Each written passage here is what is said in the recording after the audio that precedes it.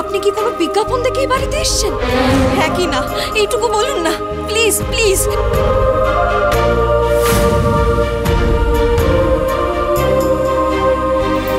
না, বিজ্ঞাপন দেখে তো আমি এখানে আসিনি।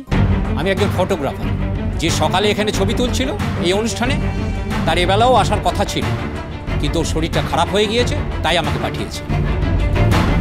কিন্তু আপনি এভাবে আমাকে প্রশ্নগুলো করছেন কেন? আমি তো বুঝতেই পারছি না। আচ্ছা দাঁড়ান দাঁড়ান, এটা চৌধুরী বাড়ি তো? কোনো ভুল ঠিকানায় আসেনি তো? দেখুন, যা সত্যি আপনি তাই বলুন।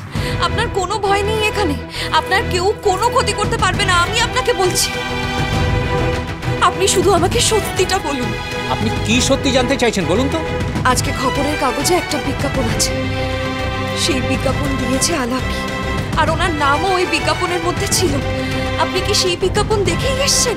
যদি সেই বিজ্ঞাপন দেখেই আপনি এই বাড়িতে এসে থাকেন, তাহলে আমি আপনাকে কথা দিচ্ছি আপনার কিচ্ছু হবে না, কেউ আপনার কোনো ক্ষতি করতে পারবে না। বাকিটা আমি দেখে নেব, শুধু আপনি আমাকে সত্যিটা বলুন।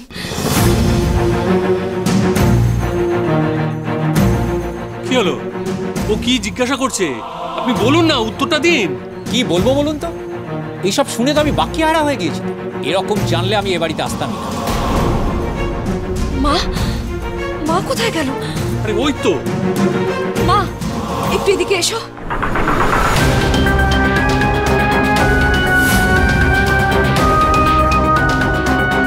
মা, মা তুমি ওনাকে ভালো করে দেখো, দেখে বলো উনি কি আমার বাবা?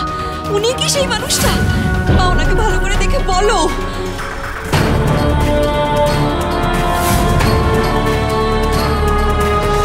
ভালো করে দেখো মা, ভালো করে দেখো।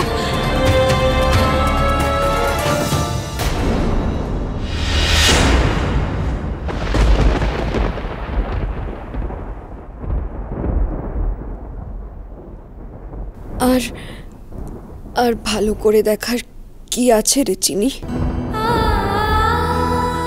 লোকটা দাড়ি গোপ আছে বলে এক ঝটকায় দেখে আমারও মনে হয়েছিল, কিন্তু না রে মা, উনি সেই মানুষটা নন। উনি ঠিকই বলছেন। যাক বাবা, বাঁচলাম। ভাবছিলাম না জানি কোথায় ফেঁসে গেলাম।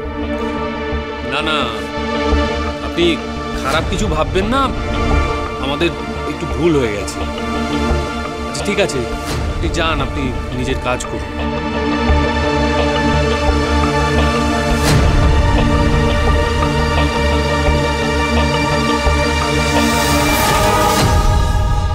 এখনো এলো না? এখনো? চিনি,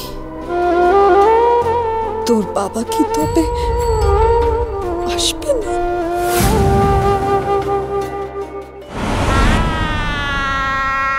আমি কি ঠিক জায়গায় এলাম? আমাকে তো কেউ ভেতরে ঢুকতেই দিচ্ছে না। কি করি এখন? তাহলে কি চলে যাব? হ্যাঁ, চিনি সোম থেকে রবি প্রতিদিন রাত 10:30টায় স্টার জলসায় ও ডিজনি প্লাস হটস্টারে।